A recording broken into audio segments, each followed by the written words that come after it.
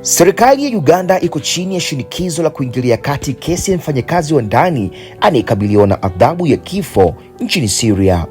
Shirika la habari la MMI News lenye makao yake Uingereza lilinukuu shirika la Migrant Workers Voice Uganda likiwahimiza maafisa jijini Kampala kuzungumza na wenzao wa Syria ili kusimamisha utekelezaji wa hukumu hiyo dhidi ya Vicky Ajok ambayo imepangwa kufanyika mwishoni mwa wiki hii tarehe 28 Februari.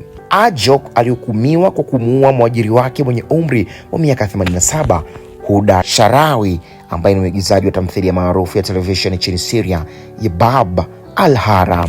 Tukio hilo lilitokea mwezi uliopita katika mji mkuu wa Syria, Damascus.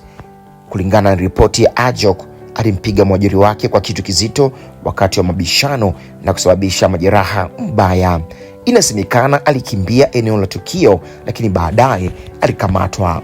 Katika taarifa ya kukiri ambayo ilisambazwa katika vyombo vya habari vya ndani, inasemekana alitaja unyanyasaji wa muda mrefu na mishahara isiyolipwa kama sababu zilizosababisha tukio hilo.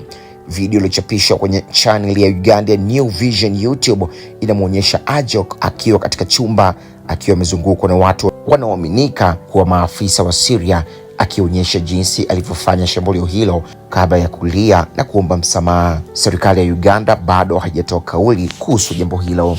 Hii ni sauti ya Rami Ramsey kutoka GA Lens.